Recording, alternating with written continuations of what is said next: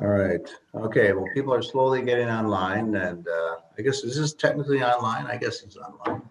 We'll call it online. Yeah. Well, good morning, and welcome to our Leading from the Top series with Joe Thompson and with Differentiating Strategies and Vicki Updike. I think how long have you guys been doing this with us? A couple of years now, right? It's I think this is going on the 5th year. Yeah, so it's been a good partnership, and we certainly appreciate it. And I know folks who attend these certainly enjoy them. Today the program is on confrontation, and I guess we figured out dates for the next 5 or 6 of these coming up here. So we'll talk about that maybe at the end. We're going to be doing something a little different today. We're going to open it up for our participants to actually go live with you guys. So you can, if you want, if you're listening in, ask a question via the Q&A or the chat button. But if you have a question, just raise your hand, unmute yourself, and ask away. So with that, I guess I will throw it over to Joe and Vicki. Okay, well, good morning, everybody. I'm obviously Joe in the two. I'm with Differentiating Strategies, and as John mentioned, we've been doing this, Vicki and I, with the Chamber for going on 5 years now. In my role in Differentiating Strategies, I work with senior leaders and work on leadership. Our mission is to try to make Wisconsin a better place to live, because organizations succeed and fail by leadership and access to capital. And together, Vicki and I will do work with organizations and helping them with strategy. Vicki? Yeah, I'm Vicki Updike with New Sage Strategies, and New Sage Strategies is a professional development organization really focused on advancing women in leadership and giving them the tools. Like Joe mentioned, we've been working together for quite a few years, and it has been around helping executive teams and presidents of organizations specifically align their executive team and really allow them to execute strategy. So we're glad you're here. Today, our goal is to create value for you. And when we talk about value, we're talking about that you come away with some kind of benefit from this that outweighs the hour that you're going to invest in being here with us. Our goal really overall is to make you a better leader. But specifically today, we'd like you to be able to come away with something that you can apply, not just something that you know, but something that you can apply in your leadership role that's going to make a difference. And hopefully something they can apply very quickly to make a difference, and that you can share with other people. Because leadership is very much of an interactive thing. It's not something that we do on our own. And we're going to keep the slides brief so that we can kind of teach this by way of a narrative. And I have a case study that I'd like to look at, and then Vicki has one that she'd like to look at that's part of this discussion that we're going to have today. And I think John already mentioned that if you have questions or comments as we go along, just jump in and let's have a discussion about that. Just not around a table, but we're close enough to that as we can get these days. So let's just be able to learn from each other with throughout this. So about 15 years ago, a little over 15 years ago, my wife went in for a routine operation. And this was supposed to be an overnight and then home. It was a number of weeks before Christmas. We wanted, like a lot of people, we wanted to get it in on that year's insurance. Something went wrong though. The doctor got confused and he did the wrong procedure. As you can imagine, this thing ended up being difficult for us and pretty traumatic. And there are some things in there that pertain to our subject of confrontation. First is our opening response when somebody presents us with something that we don't expect. And that often happens in confrontation. We may not be ready for it. The moment may not be perfect, or the stakes may be high. The subjects may be something that's raw or emotional, but our first response is unavoidable. And that's something that's wired into us. When we have inputs coming into our brain, they just don't go right up to the part of our brain that does the cognitive thinking. They end up passing through two different parts of the brain. The first one is the one that's associated with triggering fight, flee, or freeze. And that's something that we've kind of evolved over time. And it serves us well as far as getting us to jump before we even think about it. And the second one is the amygdala that assigns an emotion to it. So by the time this thought gets to the brain where we're thinking, the frontal cortex, it's already got these two things connected to it. And what happens is a lot of times when we're in confrontation, we never really get beyond the emotion. And that may be we're in control, but the person we're talking to didn't expect us to be confronting them. And that could be it could be because the person or us have had bad experiences with confrontation, that sometimes they haven't been handled in a healthy way. You know, we just don't know. But it's when we introduce these unexpected things, you know, even if you're used to it, you can sometimes still taste that metallic taste at the back of your mouth, that's that adrenaline going into your system. So if we're aware of this going into it, what it does is it allows us to be able to understand that don't react to the first reaction. And we need to kind of discipline ourselves, but we also need to understand that other people are having that reaction. And we had that reaction on the day that this thing happened. And at the time that I was able to convey to the nurses that there really was a problem and it wasn't just their records, I was pretty dysfunctional. I knew that I was not at the top of my game. And I knew right then if I started saying some of the things that were welling up in me, that I wasn't going to help solve the problem. And so I was really calling on them to address the issue, but I was also trying to struggle with myself not to have a real outburst over this. Because this was happening just a few days before Christmas. I had 4 kids at home that were asking when mom was coming home.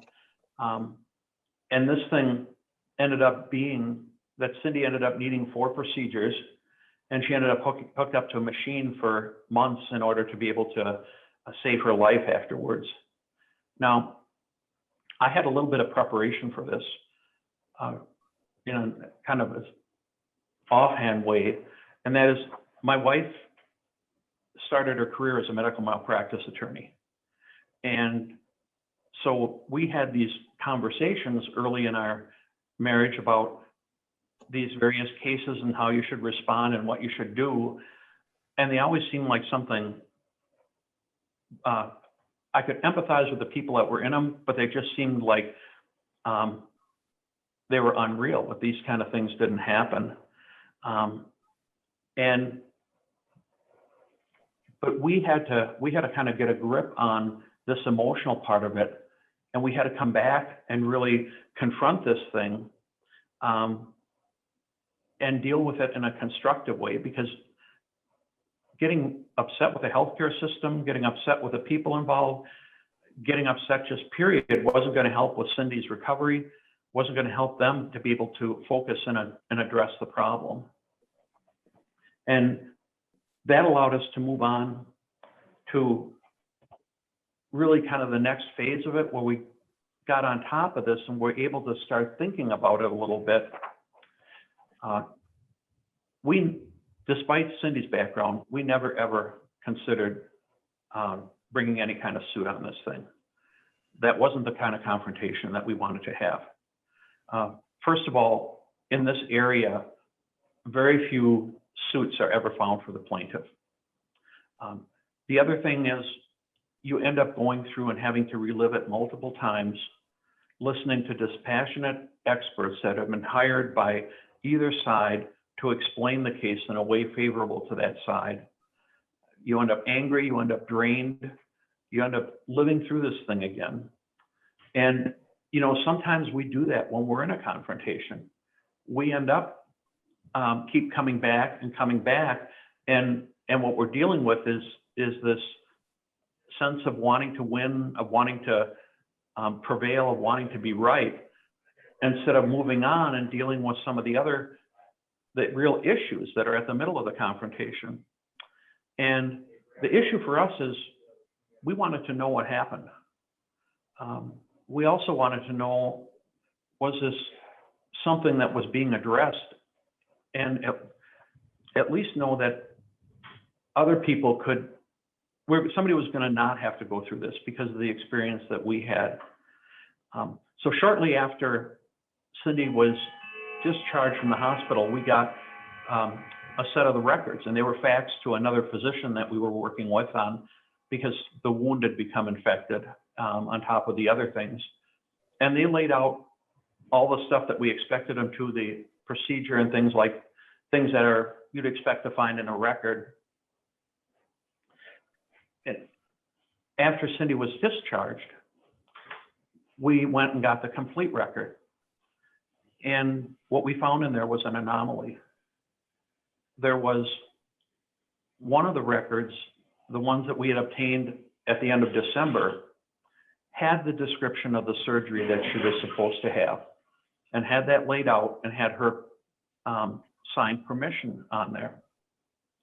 The record that we obtained at the end of April had been manually altered and dated 3 weeks prior to when we had received those records, and had modified it to make it look like Cindy had asked for the procedure that was actually done. And this was almost felt like at this point that we had been re-victimized in this thing. So part of our healing, part of our getting past this, part of our confronting this thing was not only understanding, did somebody fix this, but there was also understanding what happened with this thing. And so what we had to be real careful of in this is this was a very emotional thing for us at that time. And the truth is we never really got past it. There's still, even as I'm telling this, some emotion associated with it, but we ended up over time being able to grow enough that it just became part of our story of our about 40 years of being married together. But when we decided that what we wanted to do is we wanted to confront the people about what went on, and we wanted to have a discussion that wasn't accusatory, that wasn't something where everybody just got defensive. We wanted to be able to do that in a way where we could really understand what went on. Now, when you get into a situation in confrontation where it becomes about the people, then all of a sudden it's about what's right and what's wrong, and it's about who's right or who's wrong, and it kind of almost splits it into two camps. You know, the opposition and us. And the problem is there's no room for nuance in there. There's no room for different perspectives. And a lot of times the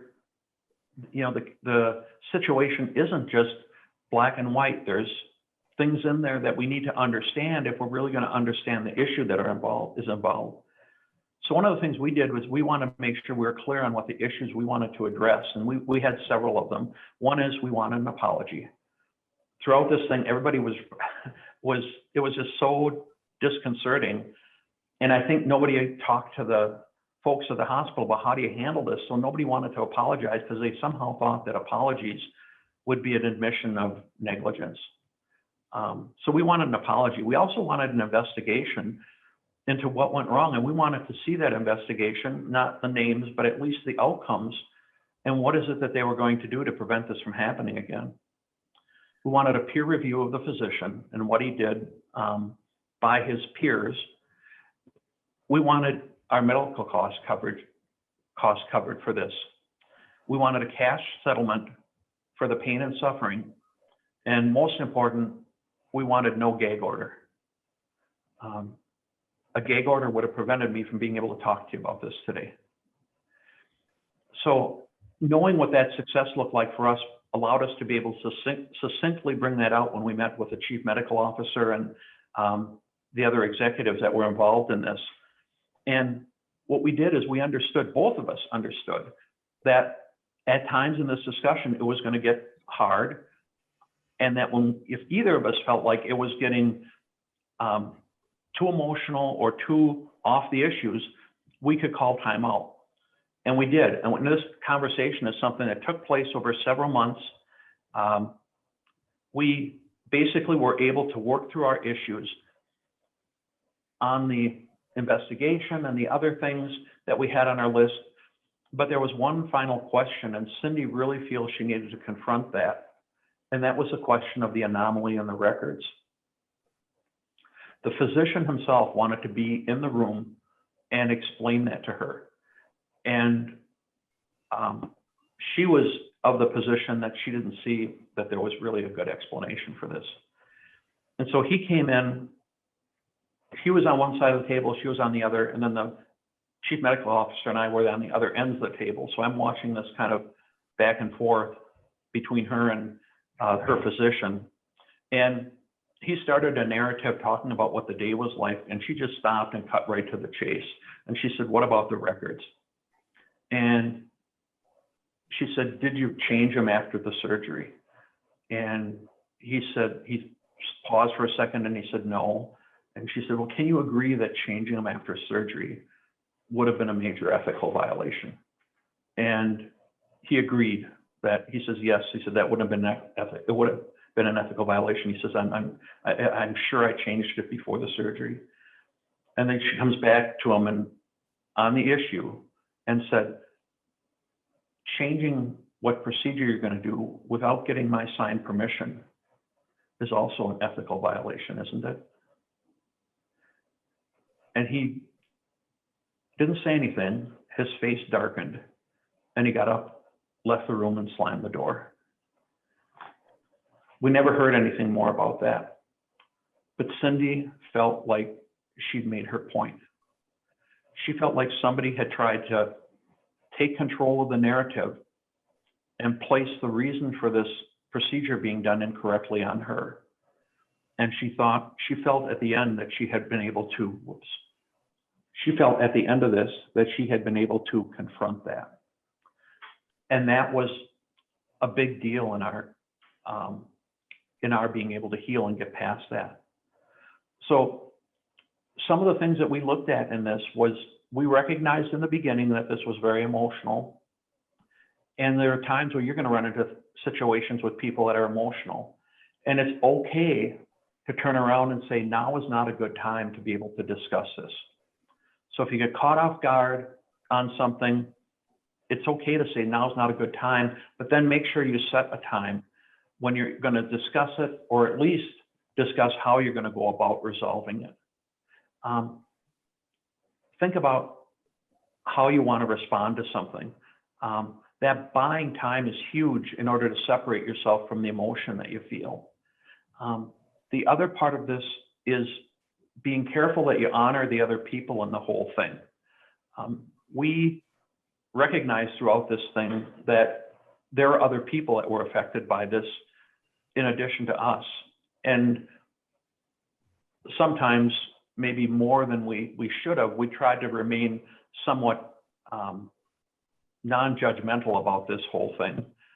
And it really allowed us to kind of work through this. But had we not confronted that, had we gone away and just not gone back and had that conversation, had we gone away and tried to sue, had we gone away and just been mad about it, we wouldn't have been able to get the closure to this. And I think it would have had a negative impact on both of us. As it is, it ended up being something that drew us closer together and actually made us more ready to be able to face some of the other challenges that we had in our lives. And the counterfeit for this is engaging in combat, where you're going after the people, where you're trying to prove yourself right, where you're almost painting the other side as being just out to do bad or out to do evil or whatever, and never having a chance to really see some of the perspectives that they have. Doing that kind of thing, allowing that to happen and not engage in positive confrontation can sideline your business. It can compromise your performance as a top leader, but it's an example that your people are watching. And a lot of times, that can not only affect the way that they behave, but if they can't feel that they can be open and confront you about stuff, and sometimes it's just that they don't understand and you need to maybe explain it, or you have to explain that you can't explain it, that can have an effect on their mood, that can have effect on safety in the workplace, and just the relationships and cohesiveness on your team. So, part of what, and Vicki has an example that she's going to be sharing that comes from a business case study. But what we're trying to talk about here is getting out there and confronting issues and doing that in a way that we honor the people that are involved. Vicki? Yeah, I think you can leave that slide up, Joe, because that one's, just so incredibly relevant to our conversation today. Joe's example is extremely personal, and I think shows truly how important it is to focus on the issue and separate the emotion, which when you're personally going through something that is so incredibly hard. On the business side, we all say, oh, it's just business, it's not personal, but it also feels personal, and there can feel like attacks or, they're coming after you personally. So I have an example that I had a client, and he, and I do executive coaching for various levels, but this was a vice president, and he had overheard his president talking to one of his managers. So his president was just talking to someone that reports to my client, right? And they were just like at the water cooler talk, right? And just chatting. And he overheard the president disagreeing with how a business issue was being addressed. And my client and the president, my client had thought that he had aligned the strategy on the issue. And to hear his president telling one of his managers that it's going wrong and that it's not, and that we need to rethink what we're doing. My client got mad. I mean, so you think about what are those first initial reactions? He was angry. One is that it feels like that his boss is going around his back. And the second is, I thought we were aligned. We're working on this. And now I get, just by overhearing something at the water cooler, I'm like, now I'm self-doubting every conversation I've ever had with my president. So in this case, my client actually had the opportunity to step into his office and collect himself, which is, I would say, as Joe mentioned, the first thing you should do is not react to your first emotion when something like this is happening. So to take time, because that how our brain works, we have to take time to get through that and start talking about the issue. And so I like to say to separate the emotion from the business issue and to deal with both of those things separately. If you come together and try to deal with the issue and then the emotion of how that made you feel in the same conversation, so often it goes awry and you're seen as the who's blaming. You appear to be defensive and accusing. So that's where it's important that you separate the two. So after my client got his emotions back in check, right? He's not going to go there and scream at him and pound on his fist on the table. And we talked about what's the issue. And another thing I have to talk about is you cannot leave a lot of time, especially in business, a lot of time to go past on these issues because they just fester. So to collect yourself and come back to this quickly, so you're not in a state of, that anger or resentment or just confused. So he separates the issue from the emotion. And his first thing that we talked about is go align yourself again with the president on how you are dealing with the business issue. So that was problem number one, is that the president made it sound like we're not fixing the business issue appropriately, right?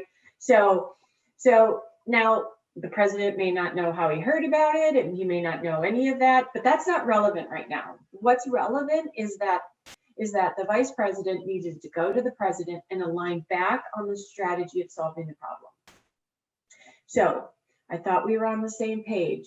This is my approach. This is how I'm bringing the team through this. This is, what else are your thoughts? And realign on that. And then if it appears there's alignment and that conversation never happened, it's okay for you to bring the language of the conversation to say, what are your thoughts on, and use the words that you overheard. And that's okay. But really align back on the business issue and walk away, right? Let's take these one step at a time. So he did that. He was able to align back on it. And it found out that the president wasn't intending his message to sound like he wasn't aligned with his team. He was just brainstorming, or just having conversation. So a key learning is that, especially for those of you at the top of the organization, so rarely can you just talk. You can't just brainstorm, at the water cooler, because people will take that as decisions. Those conversations have to be very intentional, and they have to be, and the purpose or the outcomes of those conversations have to be highly intentional. Because, I've had, as my role in the president of an organization, and I like to talk, so I've learned this lesson over and over again. So they realigned back on the issue. And then by the end of the day, my client needed to go back and deal with the emotion side of feeling betrayed that his boss went around him. So again, go into the conversation with the question, same as Joe, what does success look like? And this conversation is harder because it is more emotional, but it is so important that you address that. And that, because if you let it linger, the resentment starts, or you hear something and it's like, oh my God, there he's doing it again. So it's important to do this confrontation in a meaningful way, but in relatively quickly. So by the end of the day, so in the morning, got the on track back on the business issues being addressed appropriately. By the end of the day, my client, the vice president, went back into the office of the president and said, okay, I heard you having this conversation with, Joe, my manager. And I perceived that as you going around my authority, or and showing our team that we're not aligned. And And that conversation came from, what does success look like? Because in the end, my client just wanted to be aligned and consistent in the messaging between the president, all of the executive vice presidents, and then that alignment can continue to permeate through the organization. But if that first handoff on alignment isn't there between the president and the executive team, it looks like chaos.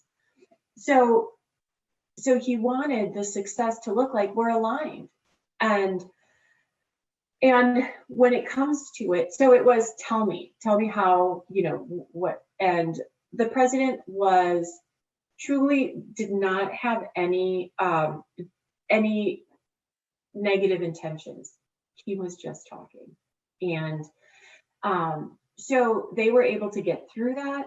The president was able to hear the impact that conversation had, not only on my client, the vice president, but the perceived impact of the team that he's talking to. That alignment and my voice is still, as a vice president, is still aligned with you. I can't, and so what came out of the conversation is, one is the president had kind of a realization that he needs to be intentional with those conversations, even when it's just, water cooler talk, or, we're just getting coffee in the morning. And that is actually very important time to have with your team. Sooner or later, we'll be able to do that again. I know all our coffee stations and water stations are shut down right now, but to intentionally use those as president, your voice carries a lot of, as Joe likes to say, you cast a large shadow. You just have to be aware of that. And then, so the emotion of the issue for the client was deflated in a really positive way. He was so angry, thought he was, that the president was doing this in a way that was, that was so negative, but it wasn't. They both learned a very valuable lesson by the confrontation, did it in a positive way, and were able to get back on track and not let the issue fester for longer than a few hours. So, the valuable lessons, I would say, as Joe mentioned, what is the issue? Focus on the issue. And even when the issue is emotional and it makes you mad, peel it to the issue and deal with one at a time. And then, what does success look like? What do you really want to accomplish from this confrontation? If it's anything on that people side, it's probably not worth your time. But if it's on the issue side, that's where the valuable conversation comes in to continuing to work towards business issues and growth and, the fun an organization has. And the last lesson I like to say is, don't react to the first reaction. And that's hard. I mean, people, as I've gone through my career, I have absolutely zero poker face. So when someone says something that I don't like or that I do like, I mean, it's written all over me. And those reactions, really, I had to work hard to try to contain that, to not look mad when someone says something dumb that I perceived as dumb, or, elated that someone's coming around and getting it right. So those are the things that, so to keep those reactions a little bit more under control. For my case, it was very helpful in my career. But so those were some of a real business issue where this was a tough confrontation between a vice president and a president, but yet one that ended up being so productive. Love to hear your thoughts if you've ever had a conversation like these, if you've ever, if you've been on the receiving end or the giving end of these conversations. Please, you can just unmute yourself and join in the conversation. And we'll give everybody a minute, maybe if someone wants to jump in.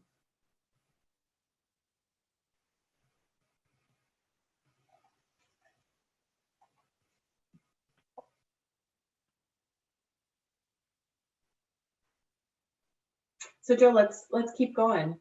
I think those were two examples, one very personal and one very personal but business, right? I mean, because business can be very personal. Joe, I'll turn it back over to you. The last part of this that I want to talk about is when this is done, when you've completed the confrontation, to be gracious. Sometimes when you're in a confrontation, sometimes when the other people in the confrontation, you're not at your best. And that's something we can work on, but sometimes not something that turns out the way we wish it would have turned out. I know in the personal situation that I talked about, it was a challenging situation, and then we had some tough discussions, and we had that particularly pointed confrontation at the end. And I'm sure it was hard for everybody that was involved when we went back to talk about it, to welcome us, and not quite knowing where we were coming from or what we were doing. There really wasn't a win in it, in the sense of everything ended up perfect, but there was resolution in there. We saw procedures change. We also, we ended up with a sense of closure out of this, but in the end, we ended up carrying no residual anger. That isn't to say there isn't a tender spot there, but that's different than being angry or resentful.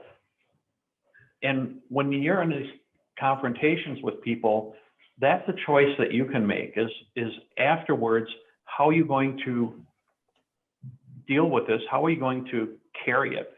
And even though it may be a little bit tender, you choose whether or not you're going to be gracious and move on, or whether or not you're going to keep reliving this thing, recalling this thing, and allowing it to be an impediment, taking up some of your bandwidth that could be spent on more constructive things. Joe, I'd like to add that, if you don't mind, on the be gracious, that is such an important, can you imagine what our world would look like right now if we could be more gracious? But in your leadership, or with your executive team, or your culture of your company, this is really achievable. And I think an important factor in the confrontation and the gracious component is that your perceptions may not be reality. And even though you may feel like, I am so right, I did not misinterpret those words, to go in there more inquisitive and to ask for clarification instead of unloading your assumptions. And so that allows for the conversation to happen instead of just accusations. And that will lead to a better conversation and alignment on, kind of how I perceived it, how you intended it, and then let's come back together. When you look at these things, a lot of times where you end up at the point where you're in conflict isn't what your intention was. It wasn't where the other person's intention was. The case that nobody at that medical facility came to work that day going, let's harm somebody. People don't choose careers like that. We've seen in the last year what our healthcare workers are made of and what their aspirations are. Similarly, no single person caused the error. The doctor wasn't the only person in the room. He had a circulator, he had a tech, and there was an anesthesiologist there. Anybody could have called timeout and said, wait, this doesn't look right. All of them should have been reading the record. All of them should have been supporting each other and cross-checking each other there. So all those things are in place because they want a successful outcome. Even the anomaly with the record, we sometimes under extreme duress sometimes under really challenging circumstances, we make errors. We make errors in judgment. We do things that aren't representative of who we are most of the time. And that doesn't mean that the person is evil or dishonest. And that doesn't mean that that one event should define them for the rest of your lives. We basically saw a young, competent physician who panicked and did something that, you know, was not, well, it was really not good. It was wrong. It was And wrong. And that's And okay. That's what confrontation is, right, Joe? I mean, so just like on Joe's side, your employees don't come to work saying, I'm going to suck today, or I want to bury Vicky because, you know, she's just been, you know, horrible. That's not, you know, those are different issues. And that's not what's intended 99.9% of the time in conversations. So we have to go with the odds and go for the gracious conversation. And just like in Joe's example, the physician didn't want to do harm. And just like in the example the president didn't want to do harm. He thought he was just talking. He thought he was just having a great conversation and being, you know, personable with employees. So, so confrontation can really come to a solid understanding, but it takes graciousness. And I would add, as leaders, as top leaders, you're in a position of authority, just like the president in Vicky's story, in a position of authority, and therefore, just by being in the position that you're in, that authority isn't something that you can just set aside and be one of the guys or one of the gals or whatever you. It just doesn't work that way. People will perceive and be watching all the things you're going to do, and they're going to model it. And you know, if you're in somebody's face about something, they're going to see that's the culture we got here. We're going to be in people's face about something. If you're able to confront in a way that shows dignity and respect and honors the other person, they're going to see that that's the way that conflict can be handled. So as leaders, you can model the behavior of showing empathy when there's emotion, of demonstrating that you're going to focus on the issues, even if it's a difficult conversation, and that you're going to extend them the grace of being able to learn from their error and grow past that. The other thing that you do is you strengthen the relationship. Trust is gained in inches and lost in miles.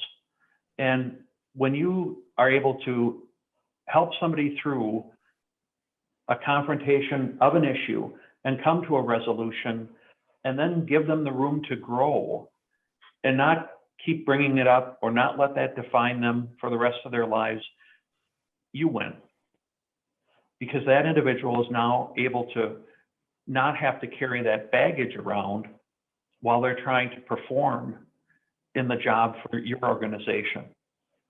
And that, in the end, what we want to leave you with on this is that having constructive conversations and being able to confront to the issues is a good business practice.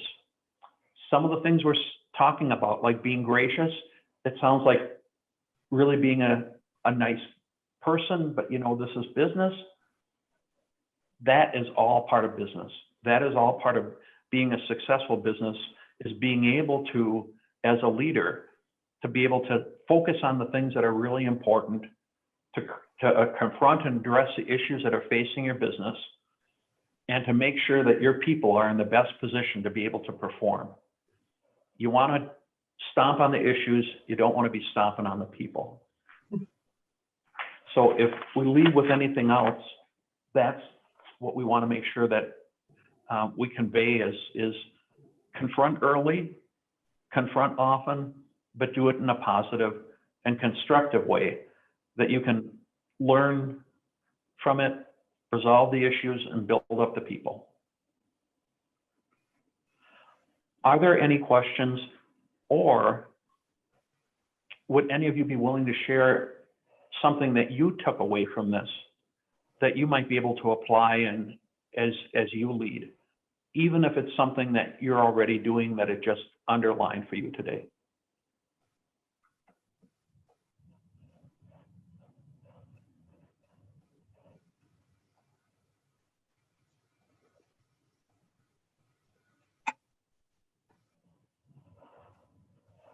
We have a shy group. If Joe and I were in the room with you, we'd be calling on you.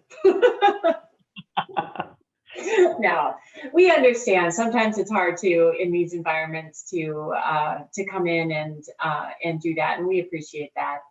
I think Joe's closing is absolutely right. This component of going into confrontation as inquisitive and a learning opportunity is so important, and it in the end will continue to build trust instead of erode trust between you and your team amongst each other. But we wanted to extend our thanks to all of you who took the time this morning in order to be with us. We're grateful for being able to take this time with you and talk about this topic. We'd like to also thank John and the Chamber for being the sponsor for this and going out and really trying to make available for all the members of the Chamber executive development experiences. And we wish you the best of fortune going forward in a challenging circumstance. If you have any questions on that, feel free to reach out to us on connect on LinkedIn. We'd be happy to continue this conversation if there's something more specific that you might have been reluctant to bring up today, or after you walk away from this, you think about something that you wish you would have asked about or we would have talked about. Again, thanks to everyone, and John, we'll flip it back to you. Thanks again, Joe and Vicki. Very, very much appreciated. Good program. We have another one of these coming up next month, actually a month from today or yesterday, February 25th at 8 o'clock. The topic is the change paradox. So that sounds very compelling. So be looking for that, and we'll be starting to get that information out shortly and to the membership. So once again, thank you all for joining us. And as a reminder, we do have our virtual annual meeting coming up this Thursday at noon. So you have time to register. If you don't register, you're still probably going to get a link sent to you anyway. So if you have a spare few minutes, tune into that. Even though we were COVID engaged all year long, we did get a lot of things done this past year. So again, thank you all for joining us, and we will see you next month.